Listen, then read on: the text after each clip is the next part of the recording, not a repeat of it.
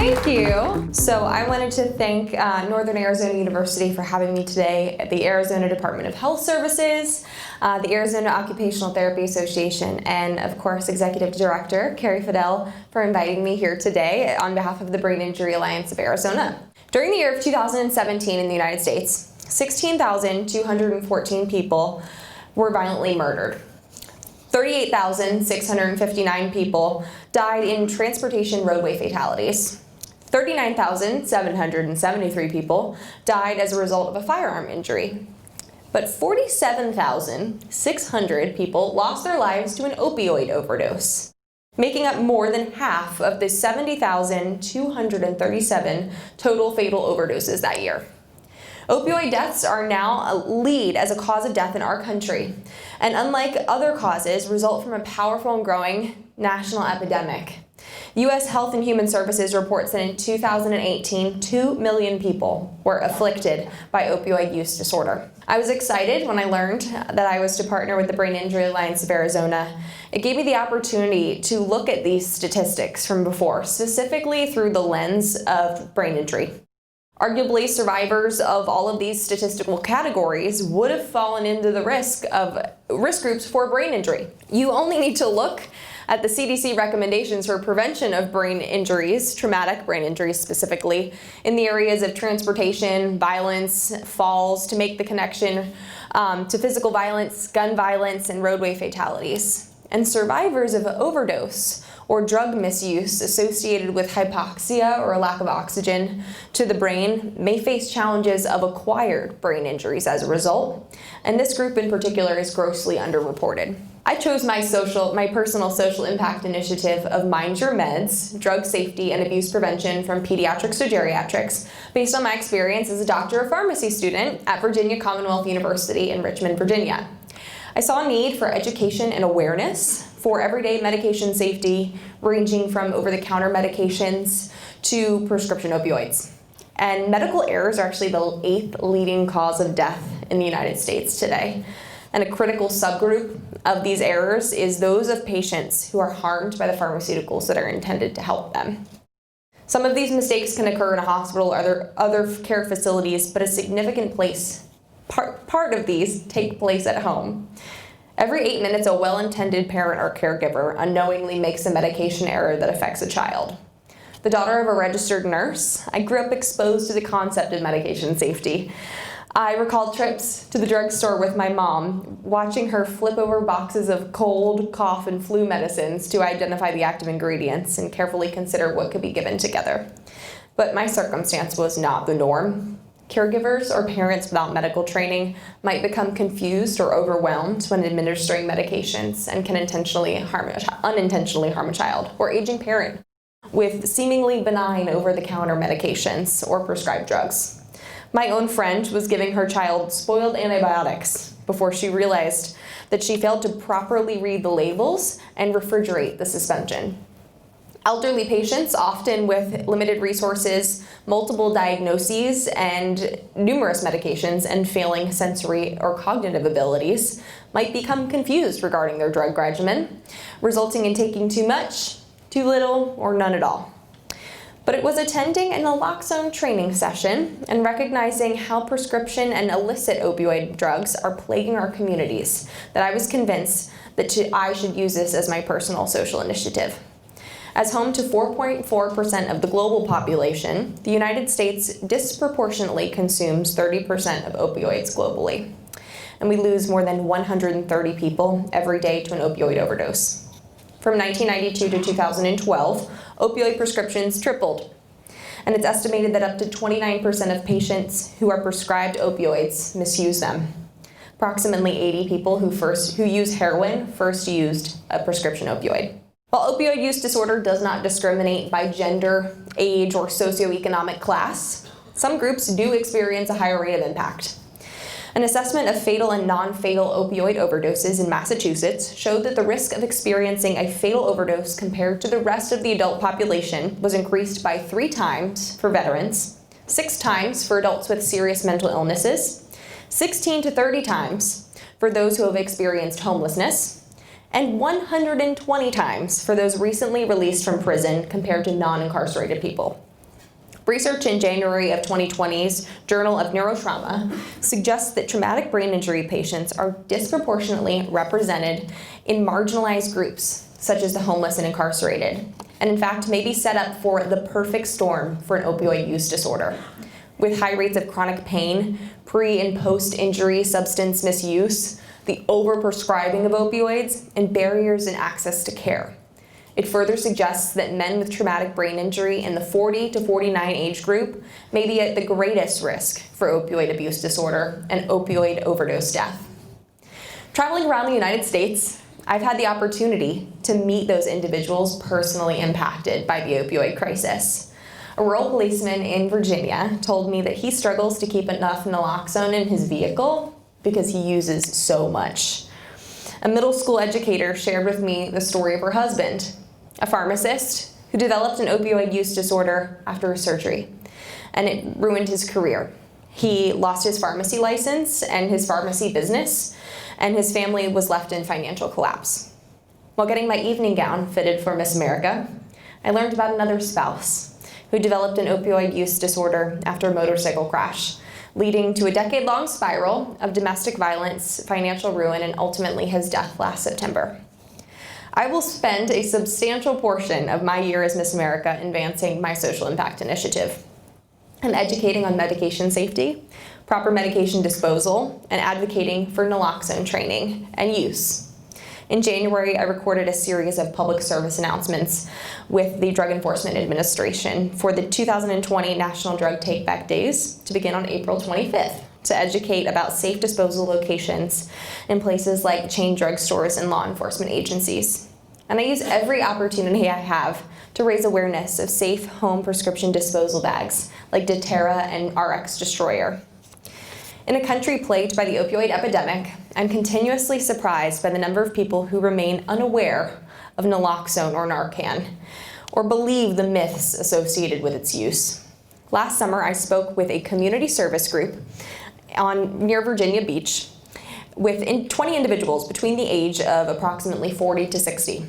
And I was talking to the crowd about the importance of naloxone, and I noticed a glazed look over the group. So I paused and I polled the room, asking, raise your hand if you know what naloxone is. And not a single hand went up.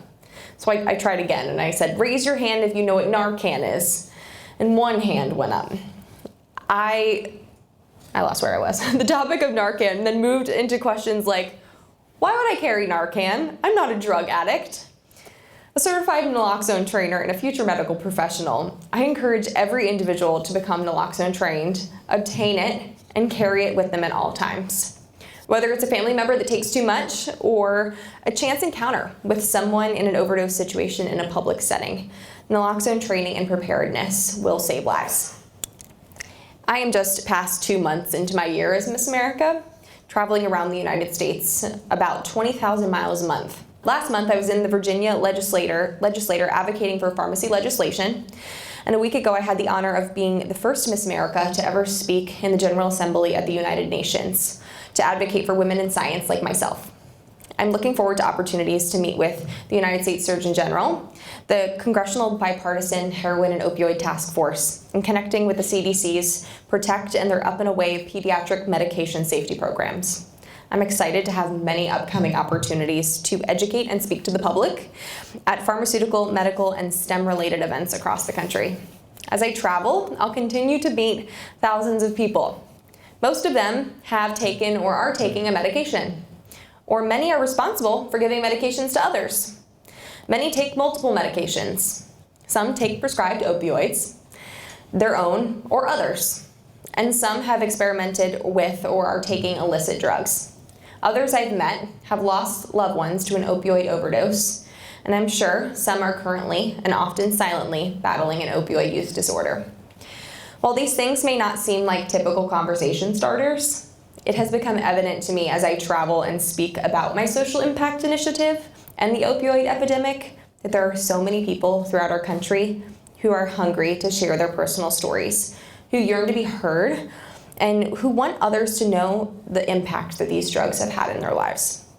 As Miss America, I have the opportunity to hear those voices nationwide and to educate and raise awareness among the many thousands of people that I meet. And my hope is that they will turn and be better equipped to go back to their local communities and do the same. I will return to graduate school next year carrying a unique depth and breadth of human experience into my career from this opportunity to learn firsthand from the individuals impacted by medication safety and misuse. By the end of 2020, it is my hope to hear new stories emerging from those I encounter on the road across the country. I hope they sound something like this. I saw you on a public service ad, and I took my mother-in-law to our local police station to dispose of all of her old medications. Or my neighbor knew how to use naloxone and saved his son's life. Or my daughter successfully completed recovery and is free from her opioid use disorder. Or we talked to my doctor about my husband's chronic pain after his accident, and we came up with a non-opioid alternative plan. Or my brother is working hard to recover from an opioid addiction, and I saw you on TV talking about Narcan training, so I did too. Stories like these will be music to my ears. Thank you so much for this opportunity. And do we have, I don't know what time it is. I think we have a little time if we had questions. Does anyone have any questions? I'll go out of my speech mode now and go into real person mode. Anything about pharmacy, about opioids? I'm traveling the country talking about this, so anything you all want to know from me? Anything. I'm not scary. Yes? So it's great that you have the opportunity to travel so much. So how do you respond to things like that? It's hard in those situations.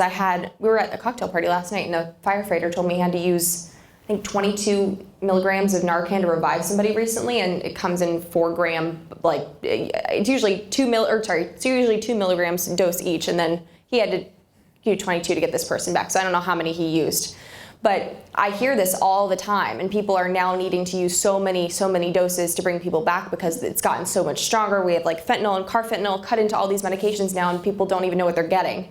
So it's difficult. I met somebody yesterday who came up to me crying, thanking me for addressing this epidemic because it was something that he had faced. He was an addict for so many years, and now he's recovered, but he has a brain injury now from that situation. And it's hard for me, so I get to be the empathetic one, and so I get to have that opportunity to tell that person that there are people fighting for them, but also I'm in a very interesting place in the sense that I am hoping to work in the pharmaceutical industry, which is part of how this entire problem began. And so it's an ethical dilemma in that sense, in that I'm hoping to work in this industry who has sometimes failed people and failed patients. And I read about the stories of those companies that have produced these opioid medications and knew about what it could do to patients. So it's a hard balance.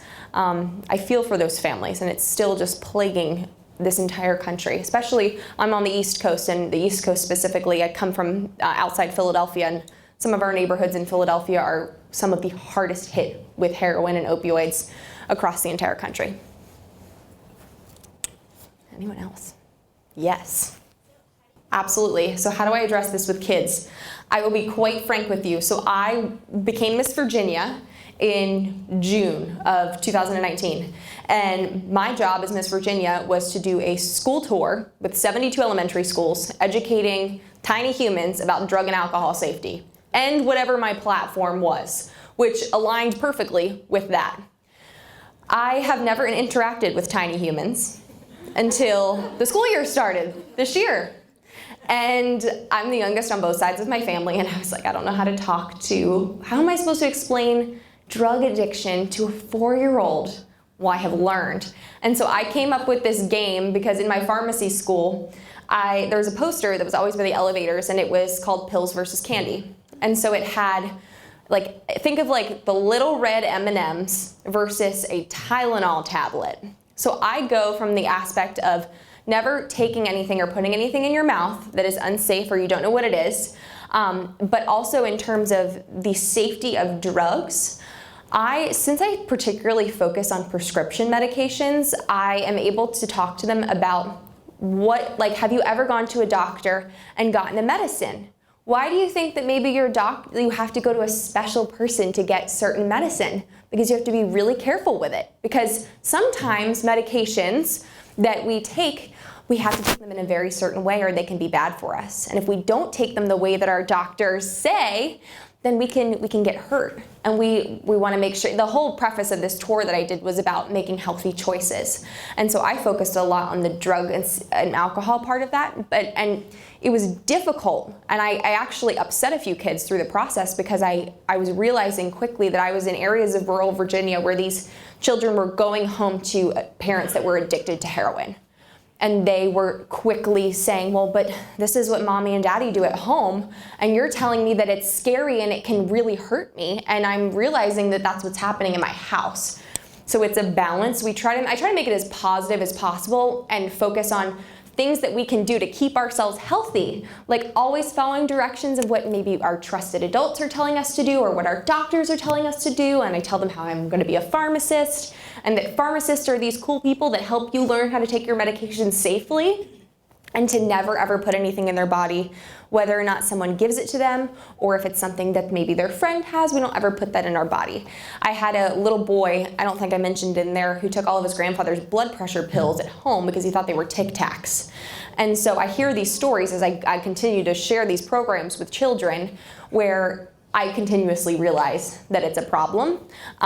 But it was a difficult thing to learn how to talk to tiny humans about drug and alcohol issues in the family, especially in a community and in a state like Virginia where it's hard hit. So it's a skill I've learned on the job quickly. Absolutely. Anybody? Yes. How does my hiatus work? This is a good question.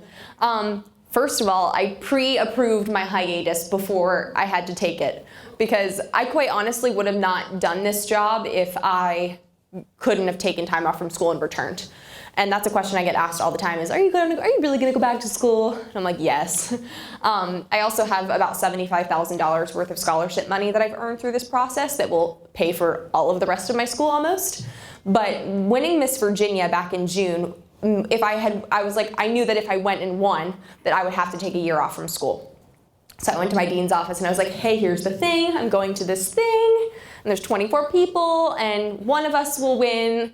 There's a 1 in 24 chance that it will be me, but like, I'll see you in August. So if I do win, I can't come back. And he's like, okay, no problem, cross that bridge when we get there.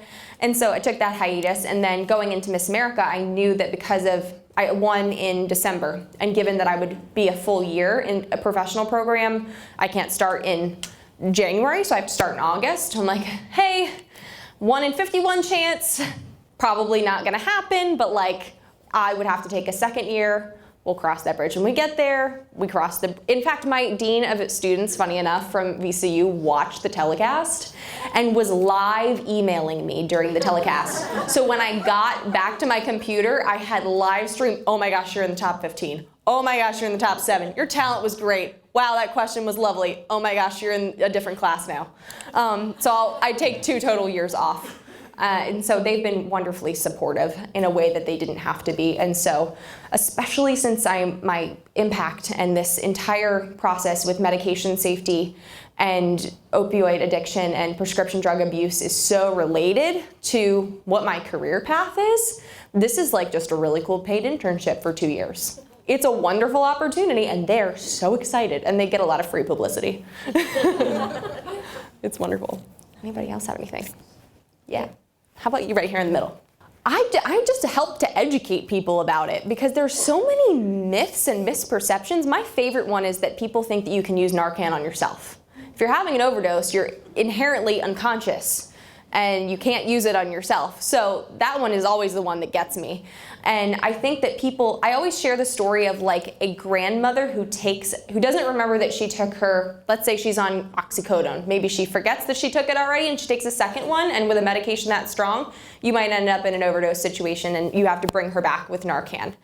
And I think if we're educating people well, and I think the co-prescribing is actually, the fact that you have doctors that are co-prescribing naloxone is a huge step. Number one, something that I talk about all the time, because even for people that are using it correctly, it can still happen.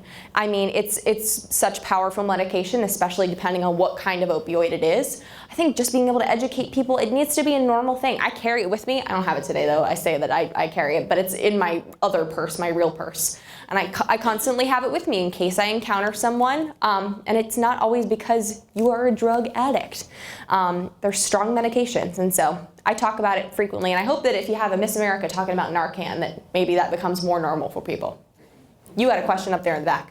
That is 100% what a pharmacist is for, in my opinion, and that is something that I think is highly underutilized. I think people think that pharmacists solely are counting things and giving them to you, when in reality, you are always, if you're in a drugstore, like a CVS or a Walgreens, you're always able to walk up to that pharmacist and ask them questions, refer to that doctor, with that pediatrician you can ask. If you're maybe in a doctor's office with your child and they're saying, okay, you know, go get this, this, and this, write it down and keep track of what you're giving your child, especially if you're giving them over-the-counter medications and then bringing them into their primary care doctor, and you have to tell them what you're giving that child, number one, and to keep a track of that. I have parents that I see that don't communicate well with if they have a secondary caregiver, maybe mom and dad, but mom gives the medication sometimes, dad gives it another time, they don't know what they're giving the child. But my real answer to you is go ask your pharmacist or your primary care doctor, but the pharmacist is the most accessible, because if you're just